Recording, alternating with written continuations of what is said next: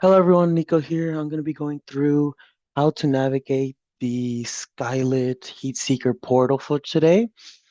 So I'm going to be going through everything from the normal heat maps, Trinity mode, but this will be focused only on the website version. This will not account for, I'll have a separate video going over how to navigate the Discord access, and I'll have another video going over the charting integration access.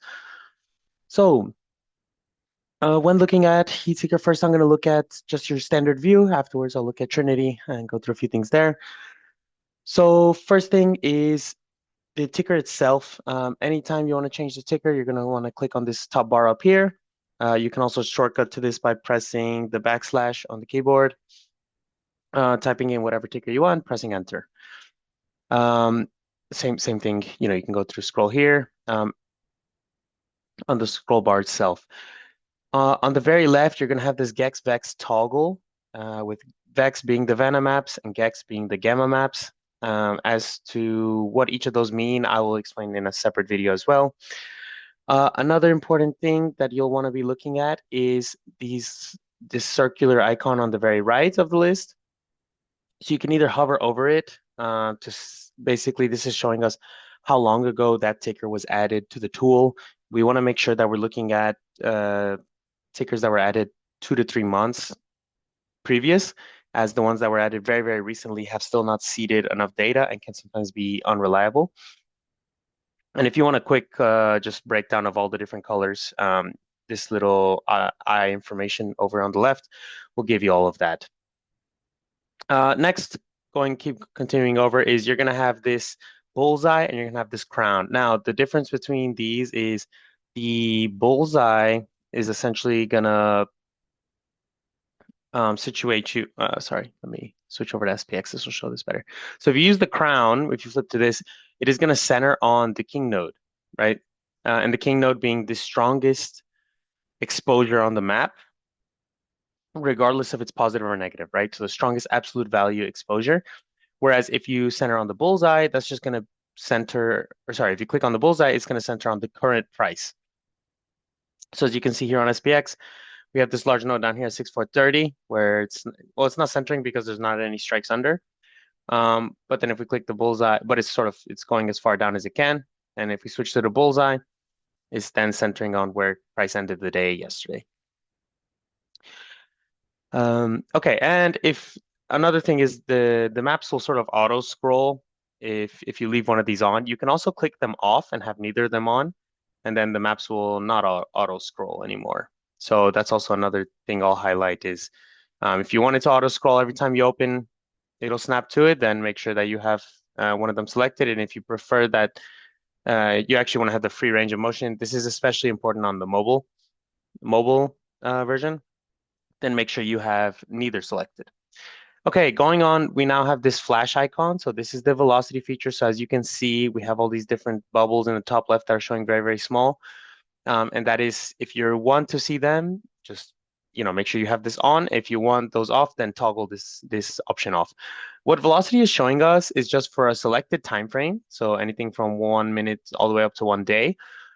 How much a node has changed in volume from the current moment until 5 minutes ago. So right now, since we have it on a 5 minute setting, this is essentially comparing what is this node compared to what it was 5 minutes ago and what is the percent change there, right? I will also have a separate video going over what's those or how to best utilize the velocity tool, and sort of more of the details of exactly what it's showing, how it's displaying. And if you want to open up any of the pop-ups for this velocity tool, you can just click on the node itself, and then that's where you're going to get, for whatever strike you selected, you're going to get this table showing you basically the rate of change over all the different time intervals, as well as a little plot showing you from the current moment up to 10 minutes ago, how the node has changed. Oh, and this last option is you can switch between only looking at increasing and decreasing nodes. I would recommend just leaving it on all, just because it's not always a guarantee if one of the very clear signs of something of a node growing or shrinking is going to be upwards or downwards, right? So I would leave this on all, but you can mess with the time frame here, right? Generally, actually, I'll cover how to, I guess, which time frames I would recommend in a later video. Okay, so that covers all of that. One last thing on the tickers, right, is anything that you want to add to a watch list, you can go ahead and star here. As you'll notice, they'll start showing up here in the top bar. Anytime you want to modify these, just you can go up here and click on the X. The other thing you can do is the watch list, right? So anytime you want to create a new watch list, you can go over here to the top left, title it whatever you may want, and then start adding tickers either manually. So I think what I believe is, yeah, just typing it out and pressing enter, or just going to the scroll bar and then adding them all separately. And then obviously clicking create after. So once you have a few watch lists created, that you're then able to toggle or switch to them. And then essentially this will only show you those tickers within the watch list, right? So for example, here on the indexes, every time I'm flicking through, I'm only looking at the 3 indexes. Whereas if I flick back over to all tickers, I'm now having to go through all of them, right? So do make sure that anytime you're trying to look for a ticker that you don't typically do, or if you're not in a maybe you're within a watch list, make sure that you toggle back to all tickers if you're going to look for another map, right? Because sometimes people think that the ticker disappeared, but they're actually just within a watch list. Okay. Now the couple other things for the view, we have a couple presets here. I would recommend sticking to normal or wide, but this is really just saying how many strikes are you able to see at one time. So actually, now that we go back to, and also the expirations, if you'll notice, the previous view was showing us only 5 expirations at the top, right? So for the next 5 days on SPX. Whereas if we switch over to wide, it's now showing us many more strikes as well as dates. So you're also able to mess with this if you want to have customize it a little bit. So you can have it where it's set to only the next 5 days, but you're able to see all the different strikes, right? So then in this case, what I was saying earlier about the king node, now it's actually toggling to the center because it actually has enough nodes under that it can properly do so. So yeah, you can mess with this view. If you just want the standard view, at the top right, there's this reset button. And then that, at least for SPX, it's going to be 92 strikes in a week. But again, this one, it'll change based on the tickers. Some tickers which have monthly expirations. So for example, cheesecake, right? The wide and normal are going to be a bit different on this one. As you notice, the strikes don't actually change between normal and wide because it's already showing all of them. So this is also ticker dependent. So just be aware of which one you're using. But again, anytime you're missing data, or if you want to, especially for some people who do more like swing trades long term, they'll be wanting to look at a 1 month time frame, 3 month, even 6 months. And then for some of these larger amounts where you're showing or not larger amounts, for some of these full calendar view, you're going to need to use the scroll bar down here at the bottom. So that's how you're looking out, making sure you're capturing all the different date expirations. Okay, the last thing I want to cover here is the replay mode before I switch over to Trinity. So you're able to toggle into replay either by pressing R or by clicking on this little play button. Either way works. And the options you're going to have here, obviously, you can press R again to toggle back to the standard view, or you can press escape, as it says down here in the bottom right. Once you're in replay mode, you're going to have a few different options here. You're going to have one, the date selection. So you can come here, either click on the calendar to actually open up the pop-up, or you can just type it in, right? So if I wish to look at OPEX, right, I can come in here. Oh, apologies, the wrong date. And we can go through 2026. One thing I'll mention here is that SPX does trade from 4 a.m. to 8 p.m. All other tickers, so if I switch over to SPY, this is just going to show from market open to market close, New York Eastern time, so 9:30 to 4 p.m. If you want to specify the actual time, this is similar to the calendar where in the bottom left, if you click on the actual clock itself, you can go and select what time you wish to switch to. So if I want to go to 12:01, or you can click on the number itself and then switch to that time. And remember that this is going to be a 24-hour format Eastern Standard Time. So again, if you're flicking through this, you're going to want to make sure that you're doing this in a 24-hour or military format. The final things to navigate on the replay mode is the play, fast forward, back, and then the different time interval toggles. So essentially what this is saying is if we start at 1 p.m. and you're wishing to go back test, but you don't want to click through minute by minute, you can switch over to 5 minute, and then every time you fast forward or back or forward reverse back, it's going to be moving in a 5 minute jump, right? So again, this is depending how you back test, you'll want to have either more broad or more fine options. And then if you press play, this is just going to start auto playing the maps. I don't actually know. I don't know. It says some interval per second, but it'll sort of just go through playing through. So, what you can do if you want to back test fully is just open up this map and either watch it play through if you prefer, or if this is moving too fast for you, I would recommend you just click through, right? Because then you're able to go at the speed you want, whether that's faster or slower than the automatic play. So I usually just toggle with the rewind and fast forward buttons, and I don't actually use the play. But then I'm toggling through, oftentimes during lunchtime chop, I'm skipping through it a bit faster. Or you can just toggle through with the scroll bar itself. Obviously, the scroll bar is a little bit finicky if you want to get very precise.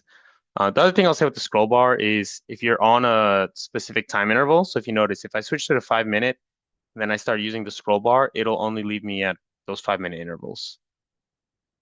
Same thing here, right? So if I switch to the 10 minute, then able to scroll forward, and I'm always landing on whatever the nearest 10 minute interval is. Okay, so that should cover the replay mode.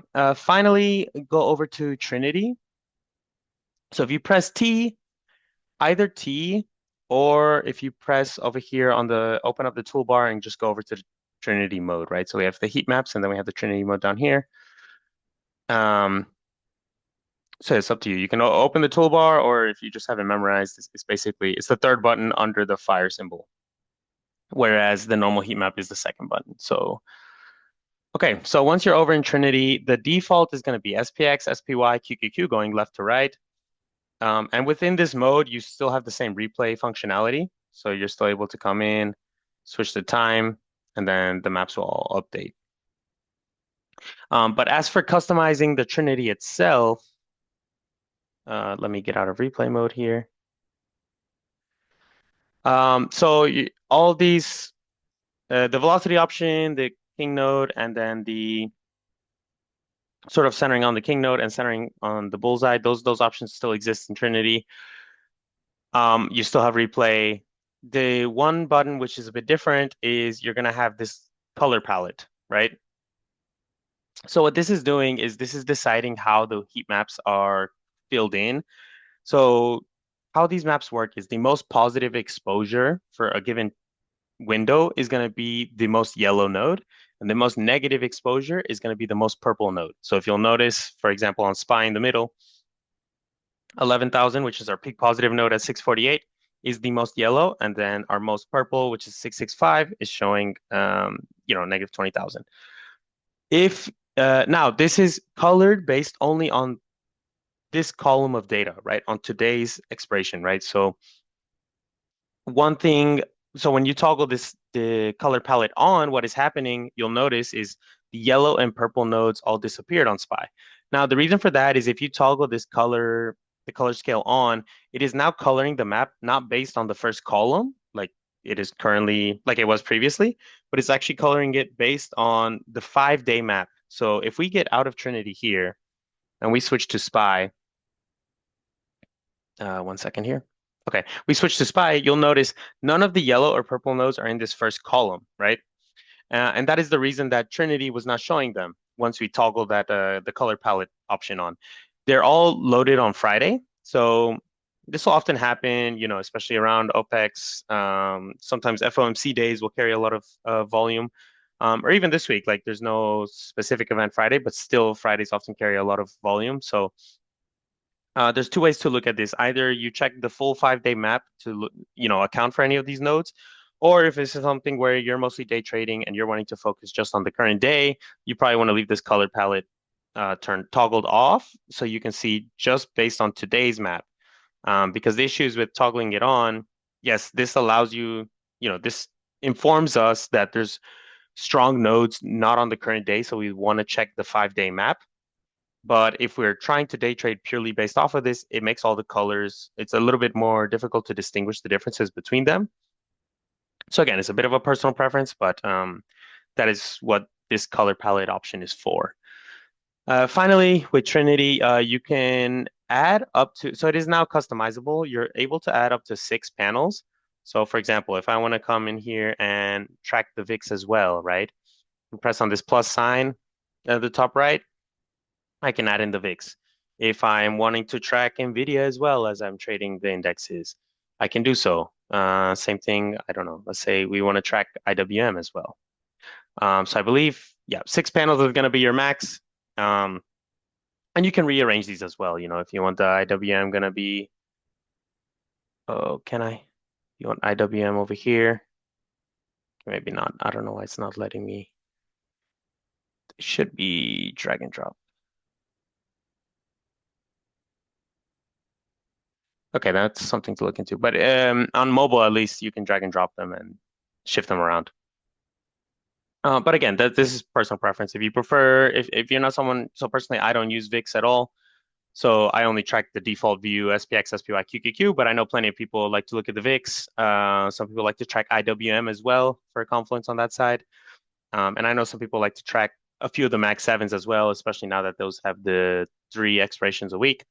So, you know, being able to add some of those panels or even take them away, some people only track SPY, SPX actually. So again, as you prefer to do it, but you're able to toggle from, 2 to 6 panels. Then obviously, if you just want the standard view, you can press T again. Or I believe, what is the other? Or you just press this button over here, right under the fire emoji, and you switch back to your standard view. Okay, yeah, that should cover everything in terms of using the web UI. Um, I will have another video coming on how to use the alerts, how to use the velocity feature, and later on, once Flow Seeker is released, there will also be a few videos covering that. But for now, I know a lot of new members are coming in, so this is a video that you can use as reference. Okay, thank you.